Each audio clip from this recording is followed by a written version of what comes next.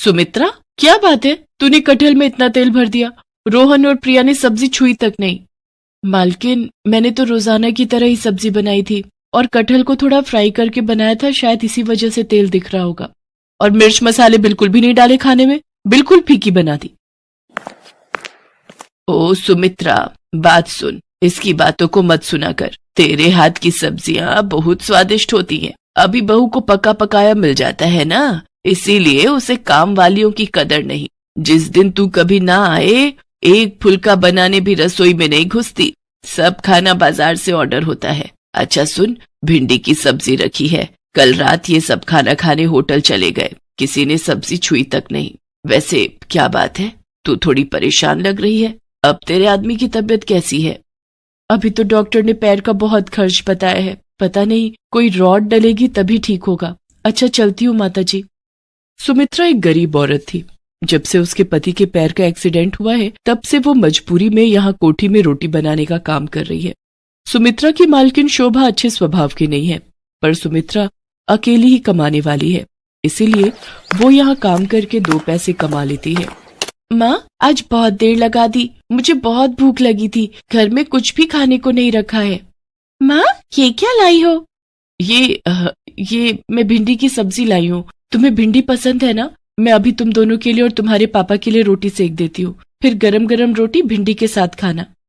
सुमित्रा, आज मेरी इस हालत की वजह से तुम्हें कितने दुख झेलने पड़ रहे हैं। काश उस एक्सीडेंट में मैं मर ही जाता। खबरदार, जो ऐसी बात कही, आज कह दिया, आगे से मत कहना। अरे तुम ही तो मेरा संसार हो, तुम्हारे बिना तो हम तीनों नहीं रह सकते। देखना, एक दिन तुम जरूर ठीक हो जाओगे। सुमित्रा बहुत हिम्मत वाली थी। वो अपने पति को हमेशा हिम्मत देती रहती थी, पर एक दिन सुमित्रा की हिम्मत खुद ही टूट गई जब उसकी मालकिन ने अचानक से उसे नौकरी से निकाल दिया। पर मालकिन, कोई कमी है तो वो बता दो, मैं वो दूर कर दूंगी। ऐसे अचानक से आप मुझे नौकरी से निकाल दो कि मेरे पास कोई और घर भी नहीं है काम करने का। मेरा बहुत नुकसान हो जाएगा मालकिन। अरे शोभा, एक बार सोच ले, अगली बेचारी को कितने समय से तूने काम पर रखा हुआ है और अचानक से तू इसे निकाल रही है। इसका पति वैसे ही बीमार है, घर में 2 छोटी छोटी बच्चियां भी हैं। ऐसे किसी के पेट पर लात क्यों मार रही है? माँ जी, आप चुप रहिए। आपको ज्यादा पता है या मुझे पता है इस घर का? सुमित्रा, मैंने तुम्हारा हिसाब कर दिया है। ये तुम्हारे इस महीने के 2 दिन आई हो, तुम ये 2 दिन के रुपए ले जाओ, कल से मत आना। सुमित्रा रोती हुई घर चली जाती है। घर पहुंचकर वो अपने पति को सारी बात कहती है। वो भी ये सब सुनकर बहुत परेशान हो जाता है। अचानक से सुमित्रा को कौन काम देगा?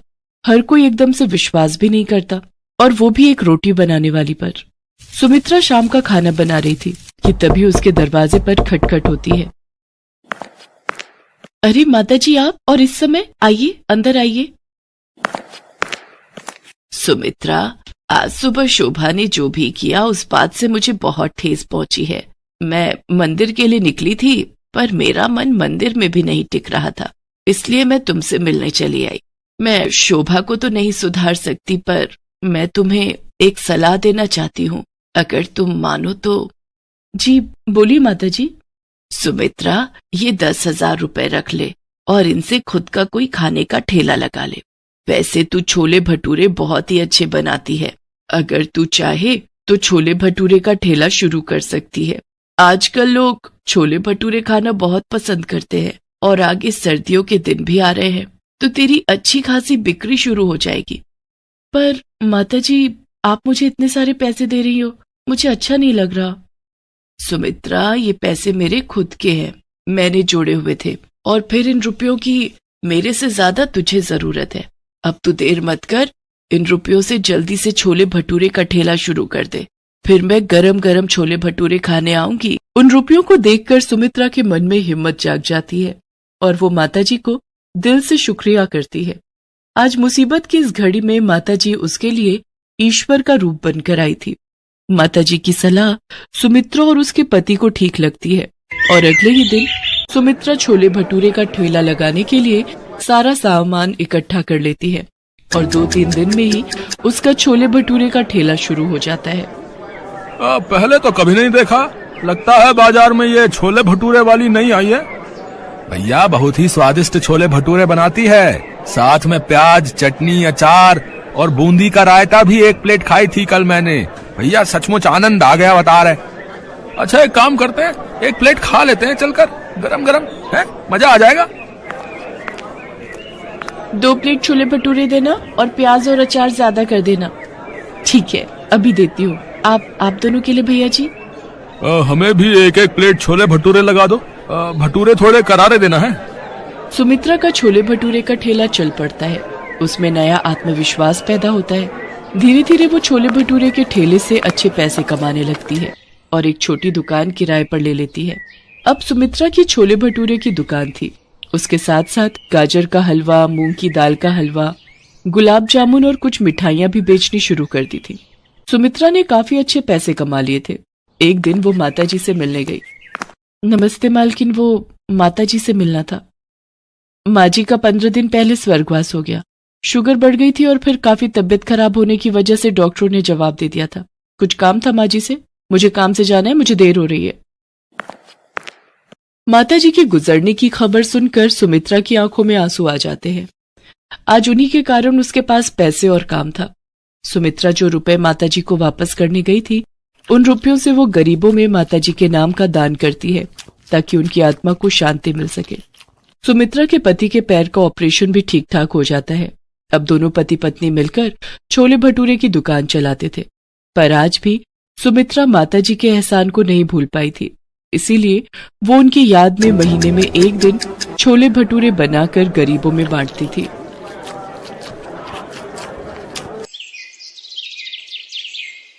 भोलापुर गांव में सुशीला देवी का परिवार रहता था। सुशीला देवी का बेटा सूरज जमीन के छोटे से टुकड़े पर मेहनत और मजदूरी करके थोड़ी बहुत खेती करता था, जिससे घर का गुजर बसर हो सके। सुशीला की बहू मालती स्वभाव से बहुत चिड़चिड़ी थी। इसका कारण था ससुराल में धन का अभाव होना। वो सोचती थी कि ससुराल में गरीबी की वजह से उसकी हर ख्वाहिश अधूरी रह जाती है। वो अक्सर अपने हालात को कोसती रहती थी। मेरी ही किस्मत फूटी हुई है जो इस गरीब घर की बहू बनी। क्या बुदबुदा रही है, खुलकर बोल, मैं भी तो सुनूं। तू फिर कौन सी नई बात पर झगड़े का विषय पड़ोस में से ढूंढ लाई है? अब तो झगड़े का कोई फायदा ही नहीं है, उससे भी मुझे कुछ नहीं मिलने वाला। मेरी किस्मत उस कमला जैसी थोड़ी है जो ससुराल वाले हर तीज त्योहार पर सोने के जेवर बनवा कर देंगे। जन्मदिन पर नया सोने का हार बनवा कर दिया है कमला के पति ने। माँ, भूख लगी है, रोटी बना दो। देख दीपू, तू चुपचाप जाकर वहाँ खटिया पर बैठ जा, वरना सारा गुस्सा तेरे ऊपर निकल जाएगा। दीपू बेटा आजा, यहाँ दादी के पास बैठ। आज तेरी माँ का गुस्सा 7वें आसमान पर है। पता चला गुस्से में रोटी लेकर खेत पर नहीं गई तो तेरे बापू को भूखा रहना पड़ेगा। मालती एक बर्तन में बेसन का घोल तैयार करने लगी। तू तो रोटी बना रही थी, ये बेसन क्यों घोल रही है? आटा नहीं है, खत्म हो गया, इसलिए बेसन के चीले बना रही हूँ। मालती गुस्से में भरी हुई बेसन के चीले बनाने लगी। उसने सास और बेटे को चीले दिए और सूरज के लिए चीले बनाकर पोटली में बांधे। आ रही हूँ ये इन्हें खेत पर देकर। हाँ हाँ दे आ, दीपू मेरे पास बैठा है। मालती पोटली लेकर खेत की ओर बढ़ गई। गर्मी की शुरुआत थी पर दोपहर में तेज धूप हो गई थी। इस वजह से गांव की सड़क खाली थी। मालती अपनी ही सोच में खेत की तरफ जा रही थी। जैसे ही मालती एक पुराने पीपल के पेड़ के नीचे से गुजरी, अचानक उसके सामने एक विशाल जिन्न प्रकट हो गया। मालती एकदम से घबरा गई और कांपती आवाज में बोली, कौन हो तुम? मैं एक जिन्न हूँ और छुट्टियां बिताने के लिए इस पीपल के पेड़ पर रहने आया हूँ। मैं बहुत भूखा हूँ, जल्दी से मुझे कुछ खाने को दो, नहीं तो मैं तुम्हें यहाँ से जाने नहीं दूंगा। इस पोटली में जरूर कुछ खाने का है। हाँ हाँ, ये बेसन के चीले हैं, ये खा लो और मुझे जाने दो। बेसन के चीले? ये तो मैंने कभी नहीं खाए। दिखाओ ये खाने में कैसे लगते हैं। अगर मुझे स्वादिष्ट लगे तो मैं तुम्हें बदले में सोने का सिक्का दूंगा। सोने के सिक्के की बात सुनकर मालती की आंखों में चमक आ जाती है। जिन्न बहुत दिनों से भूखा था। उसने जल्दी जल्दी बेसन के चीले खाने शुरू किए। वाह लाजवाब, इतने स्वादिष्ट चीले मैंने पहले कभी नहीं खाए।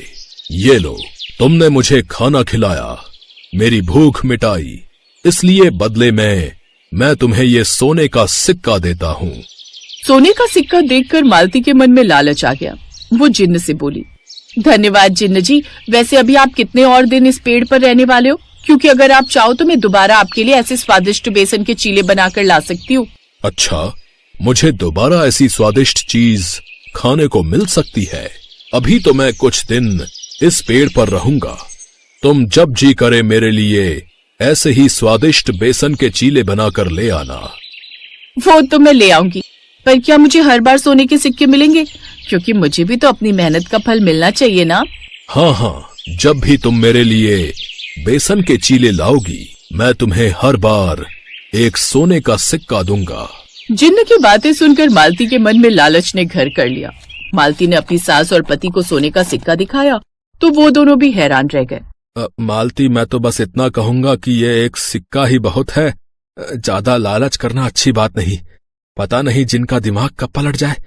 मैंने सुना है ये जिन भूत वगैरह अगर एक बार मिल जाए तो आसानी से पीछा नहीं छोड़ते। रहने दो, दोबारा मत जाना। कैसी बातें कर रहे हो जी? अभी तो बस शुरुआत है। मुझे तो अभी बहुत सारे सोने के सिक्के उस जिन्न से लाने हैं। मैं तो सोच रही हूँ जब भी मौका लगे बेसन के चीले बनाकर ले जाऊं और सोने का सिक्का ले आऊं। अच्छा, अब तुम ये फालतू के भाषण देना छोड़ो और जैसा मैं कर रही हूँ मुझे करने दो। खुद तो तुम कुछ कर नहीं पाए, अब जब मुझे मौका मिल रहा है कमाने का तो मुझे भी नहीं कमाने देते। इसे कमाना नहीं, धन की लालसा कहते हैं बहू। मालती ने सास और पति की बातों पर ध्यान नहीं दिया। उसके मन में तो सोने के सिक्के पाने की बहुत ज्यादा खुशी थी। इसलिए अब मालती हर दूसरे दिन बेसन के चीले बनाती और जिन्न को खिलाकर सोने का सिक्का ले आती। धीरे धीरे उनके घर की हालत सुधरने लगी। मालती ने सोने के सिक्के बेचकर एक बड़ा घर खरीद लिया जिसमें ऐशो आराम की सारी चीजें आने लगी। गांव में अब मालती सबसे ज्यादा अमीर बन गई। मालती, एक बात बोलूं, तू रोजाना खुद जाती है जिन्न को बेसन के चीले खिलाने के लिए। तू ऐसा क्यों नहीं करती कि तू जिन्न को अपने घर ही ले आ? फिर तो तू जब मर्जी उसको बेसन के चीले बनाकर खिला सकती है ताकि तुझे और भी सोने के सिक्के मिल जाए। उसमें से कुछ सोने के सिक्के मुझे भी दे देना, मैं भी तो तेरी पक्की सहेली हूँ ना। कह तो तू सही रही है कमला, विचार तो बहुत अच्छा है। ऐसे ही करती हूँ, इस बार जिन्न के पास जाऊंगी तो घर साथ ही ले आऊंगी। और चिंता मत कर, मैं तुझे भी थोड़े सोने के सिक्के दे दूंगी। कमला की बातें सुनकर मालती के मन में लालच और बढ़ गया, मानो लालच की सीमा ही पार हो गई। मालती ने ये बात अपनी सास और पति से कही। बहू, मैंने तो एक कहानी में सुना था कि एक बहू को लालच आ गया था और जिन्न को घर ले आई थी। फिर बड़ी मुश्किल से जिन्न से उसकी जान छूटी थी। रहने दे बहू, हो गया लालच। कहीं ऐसा ना हो इतना ज्यादा लालच हमें भारी पड़ जाए। माँ ठीक कर रही है मालती, हमारे पास अब सब कुछ है, हमें इसमें ही संतोष करना चाहिए। तुम अब जिनके पास जाना छोड़ दो। वैसे भी ये तो तुम्हारी खुद की इच्छा है कि तुम बेसन के चीले बनाकर ले जाओ और वो सोने का सिक्का दे। अगर नहीं जाओगी तो बात यहीं खत्म हो जाएगी। मुझे तो घबराहट हो रही है मालती, रहने दो, अब बस करो। कमला की बातों में आकर इतना अंधा लालच मत करो। मैं तभी तुम दोनों को ये बात नहीं बता रही थी। पता नहीं मैं ही पागल हूँ जो तुम दोनों से मैंने ये बात कह दी। तुम दोनों से अच्छी तो मेरी सहेली कमला है, कम से कम मुझे सही शिक्षा तो देती है। जा रही हूँ मैं जिन्न के पास और शाम को जिन्न को घर लेकर ही लौटूंगी। मालती ने अपनी सास और पति की बात नहीं मानी और वो जिन्न के पास गई और बोली, जिन्न जी, आप अगर हमारे घर चलो तो मैं आपको रोजाना चीले बना कर दूंगी। इससे आपको भी रोजाना बेसन के चीले खाने को मिल जाएंगे और मेरा भी काम आसान हो जाएगा। जिन्न समझ गया था कि मालती के मन में लालच आ गया है, इसलिए उसने सोचा कि मालती को सबक सिखाना ही होगा। ठीक है, लेकिन मेरी एक शर्त है। जब भी मैं चीले खाने की मांग करूंगा, तुम्हें तुरंत मुझे बेसन के चीले बनाकर देने होंगे। और अगर तुमने ऐसा नहीं किया तो मैंने तुम्हें जो भी धन दिया है सब वापस ले लूंगा और हमेशा के लिए यहां से चला जाऊंगा। अब सोच लो कि तुम्हें इतने में ही संतोष करना है या फिर और भी सोने के सिक्के चाहिए। मैं तो घर से ही सोच कर आई थी कि आज आपको घर लेकर ही जाऊंगी, इसलिए मुझे कोई परेशानी नहीं होगी। मैं तो जब मर्जी आपको चीले बनाकर खिला सकती हूँ। ठीक है, तो फिर मैं तुम्हारे साथ चलता हूँ। उसके बाद जिन्न मालती के साथ उसके घर आ गया। शुरुआत में तो सब ठीक चला। मालती रोजाना ही जिन्न को बेसन के चीले बनाकर खिलाती और जिन्न उसे सोने के सिक्के देता। लेकिन धीरे धीरे मालती थकने लगी। जिन्न कभी रात में चीले मांगता तो कभी भोर में। घर में जिन्न को लाने से मालती की नींद और आराम दोनों छिन गए थे। एक दिन मालती का गुस्सा जिन्न पर फूट ही पड़ा। मालती, ओ मालती, उठो और मुझे गरम गरम स्वादिष्ट बेसन के चीले बनाकर खिलाओ। मुझे बहुत भूख लग रही है। ओहो, अरे जिन्न जी, अभी तो रात के 3 बजे हैं, सुबह उठकर बना दूंगी ना।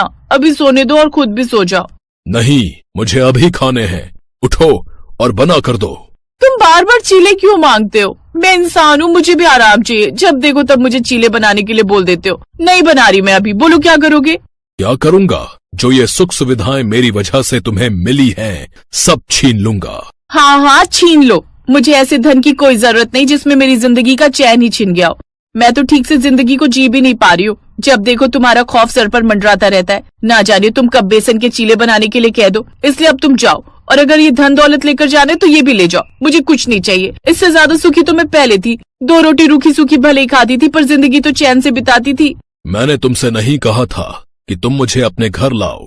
मैं तो तुम्हें पहले ही इतना धन दे चुका था जितना तुम्हारे लिए पर्याप्त था, पर लालच तुमने दिखाया, और लालच का फल हमेशा बुरा होता है। शायद ये बात तुम्हें अब समझ में आ गई होगी। मैं बस तुम्हें सबक सिखाना चाहता था।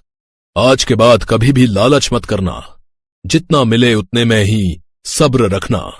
मैं यहां से जा रहा हूं, कभी ना लौटने के लिए। तुमने मुझे इतने समय जो बेसन के चीले खिलाए, समझ लो ये सब एक भाई की तरफ से बहन को उपहार है।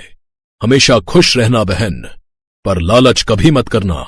मैं वचन देती हूँ जिन्न भैया, मैं कभी लालच नहीं करूंगी। उसके बाद जिन्न अपनी दुनिया में वापस लौट जाता है। मालती ने हमेशा के लिए लालच करना छोड़ दिया और अपने परिवार के साथ खुशी खुशी जीवन बिताने लगी।